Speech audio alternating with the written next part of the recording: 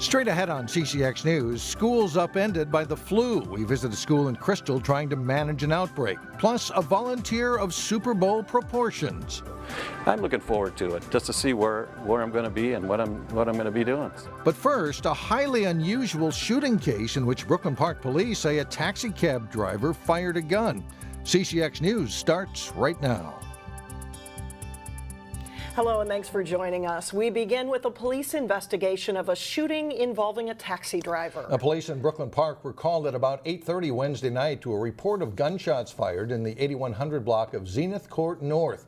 A 911 caller reported a driver of a 1010 taxi fired a gun at other people after getting into some sort of altercation. Police eventually found the taxi involved and made an arrest, and police are still looking for the weapon. There was a period of time between the actual shooting and the time the officers had located the suspect and the cab driver, so we don't know where he went exactly and where the weapon could be. Nobody was injured. Police are trying to determine what led up to the shooting. Charges, meanwhile, against the driver are pending.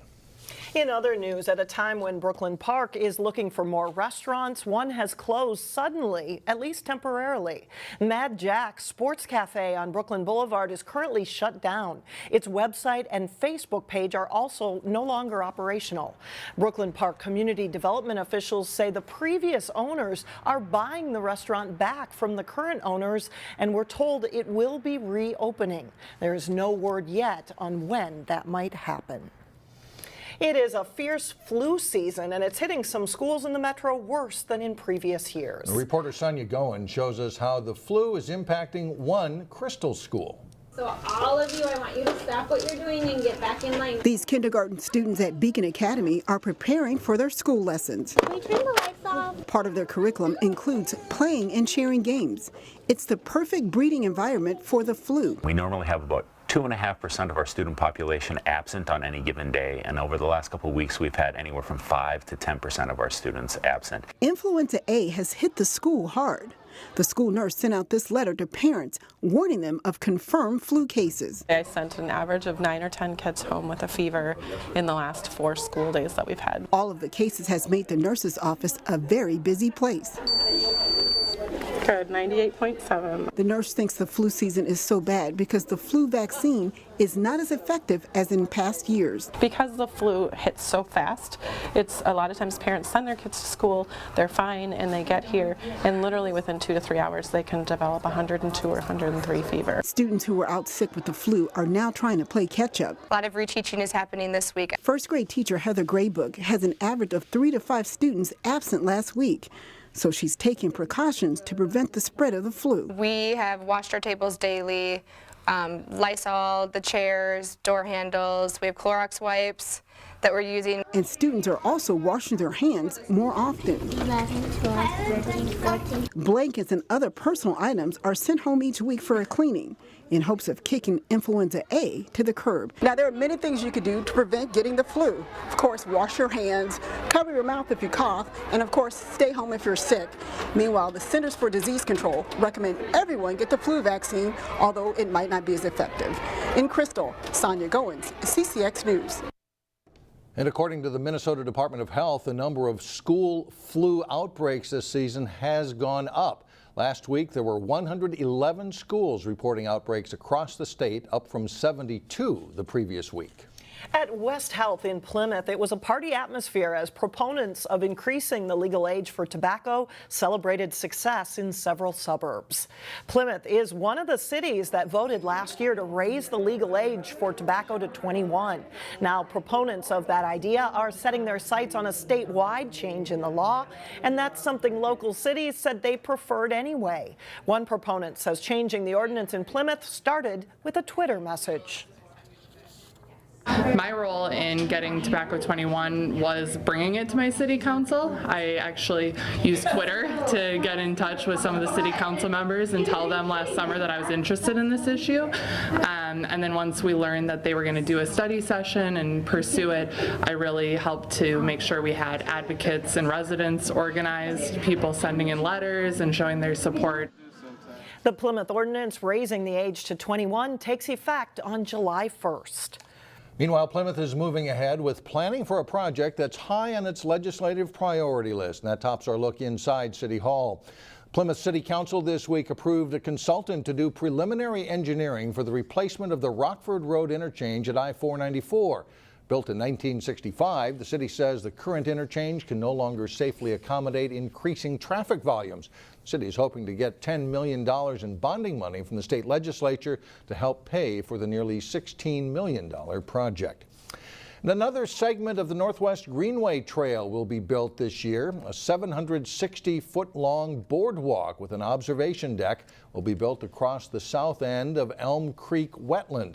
Total cost of this section is $1.2 million, and it should be done by October. Well, there's an army of Minnesota volunteers assembling for the Super Bowl. They are known as Crew 52, and there's a Maple Grove man in the thick of the pack.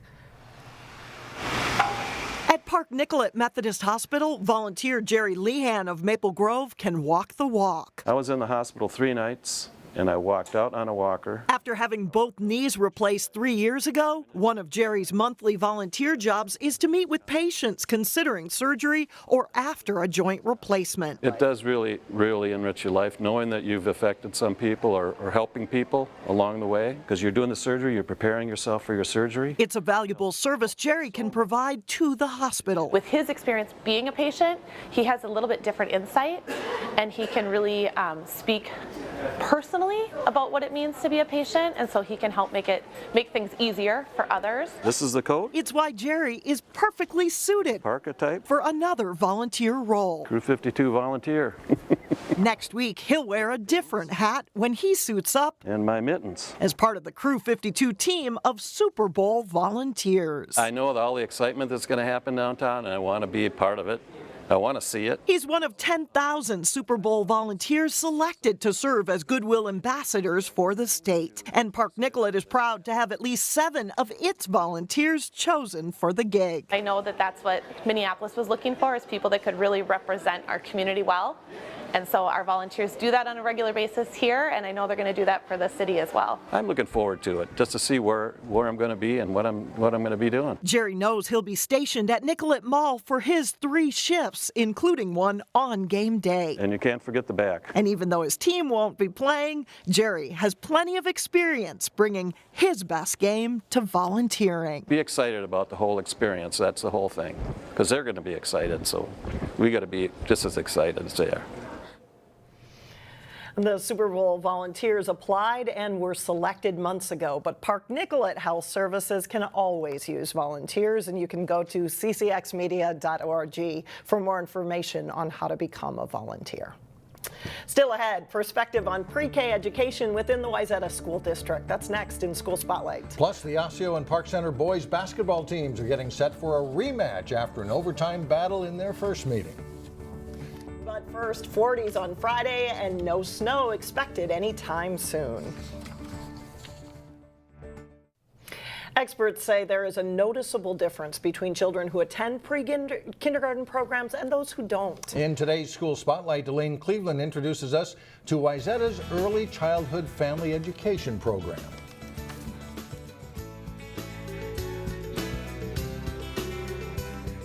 Yellow duck, what do you see? Every educational journey has to start somewhere. I see a purple cat looking at me. And for many families in the Wayzata School District, that journey begins at the Early Learning School along County Road 101 in Plymouth. And the kids are running around playing with each other. It's just a really warm, great place to see kids and young parents. Step inside one of the classrooms here, and you'll find preschool-aged children learning and singing songs, while the adults are taught the basics of parenting. We realize and we completely understand and embrace the fact that parents are the child's first and best teacher. And so we want to provide the parents with the skills to be able to work with their children at home as well. Nice job, Rocky. The district moved all of its early childhood programming into this building in February of 2016. So it's kind of like the place where school begins for kids in Wayzata. Wayzata. And over the past 2 years, it's become a one-stop shop for families. Kids can get their state-required screenings done here. Did it slide? And the children can get the help they need to be ready for kindergarten. There is a difference between children who attend an early childhood program and those who don't when they come to kindergarten.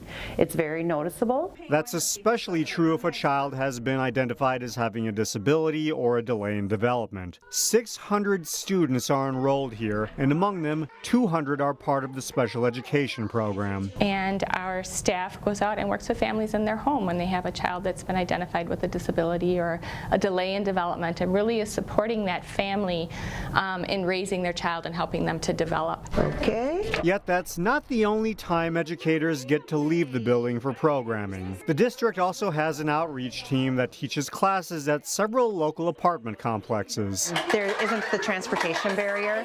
We're able to offer the classes close to their home, and so that they can just walk from their apartments here instead of trying to get to our building. Plus, they're with people that they're more familiar with and more comfortable with. This program is the result of a partnership with the local nonprofit Interfaith Outreach. It's set up so that anything that's taught at the main building is also taught here. The partnership with Interfaith has been very key with this because they had the relationships established with the communities, and then they also provide volunteers for us to help work within the program. Ultimately, the goal is to provide children and their parents with the tools they need to be ready for kindergarten and beyond. I really feel like our partnership is just giving more opportunities for young children and their families. In Plymouth, Delane Cleveland, CCX News. Still ahead, a Plymouth 9-year-old has reason to celebrate. The discovery that nets her some prize money. But first, a former high school hockey coach in the area has died. John Jacobson has the details coming up next in sports.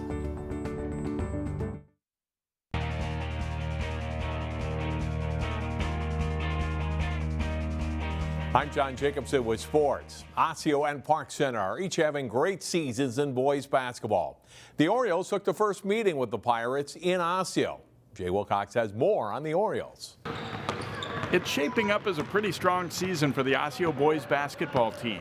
The 6th-ranked Orioles are 12-2 and have won 10 in a row. And that includes an overtime thriller in the first meeting against Park Center. It's been a blast, especially with it being my last year here as an Oriole. I just want to do everything in my power to have fun this year. We've been coming together as a team really well, and I think our defense has stepped up from the first few games where we lost a few, and now we're limiting teams under 55 points, and that's what we're trying to do right now. Not only did the Orioles beat Park Center, they've also taken down their 2 other biggest rivals, Maple Grove and Champlain Park. I feel like winning against Champlain, Park Center, Maple Grove, those are confidence wins for us, and I think if we can keep tallying up some wins, we can play with anyone in the state. Guards Zach Tyson and Emmett Page are carrying most of the scoring load, each averaging over 21 points per game, while many others are contributing in other ways. And surrounding them are uncaring individuals about stats. And they do their job, they do their roles, they're phenomenal role players for us. The Orioles know the rematch with Park Center will be even tougher than the first meeting. Mainly stopping their drives, stopping their posts, which is our biggest fear. They are taller, they're more athletic than any of us at any of our positions. But I thought we outworked them in the first half, or in the first game. So, you know what, we got to keep that same mentality. They have an axe to grind, they're going to be hungry, and it's at their place. They've maybe exceeded expectations so far. Osseo hopes for another strong showing Friday. Jay Wilcox, CCX Sports. Meanwhile, Park Center has won 6 in a row since losing to Osseo on January 3rd. And the Pirates are eager for the rematch on their home floor. Here's Jason Malillo. Losing to Osseo by 1 point in overtime earlier this month was a tough bump for Park Center. But the Pirates hope they learned from that loss and are ready to flip the script on Friday night. We knew we had to improve, so it's kind of good for us. So we just want to build off of that, and it just shows us that we can be beaten. Definitely going to be ready. Work hard these next 2 days in practice and prepare for them, because we know they're going to bring their best like they always do. We took them light, but I think this game we practiced a lot, and we've been prepared for this team for a good month now. So I think these next couple practices are key for this game on Friday. To come out on the winning side, PC will have to contain Osseo's Zach Tyson and Emmett Page, who combined for 47 points the first time around. You know, there's different things that we're gonna try to do, adjustments that we're gonna try to make from the first game. You know, because they were successful. There's tendencies that you start getting used to, whether it's you know, a guy kicking his leg out when he shoots a three. You know, just all those little details that end up, you know, changing what happens in the game. The Park Center gym should be packed and loud for the rematch, and that's an environment the Pirates are eager to play in. As we're in the normal conference season, not every game is going to be like Friday night. Friday night's going to be special. You know, it was special last time we were over at their place. A great crowd. I'm expecting that again. We know our fans are going to come out as well as their fans, so it's just going to be a really live atmosphere here. So it should definitely be a fun game to play in. Jason Malillo, CCX Sports. That weak side. A reminder, you can watch that game live here on CCX channels 7, 99, and 12. Tip-off is scheduled for 7 o'clock Friday at Park Center High School. The game also replayed Saturday night at 7 and Sunday at 10 p.m. Finally, some sad news to report. Dave Notaro, the first head coach in Champlain Park boys hockey program, has died.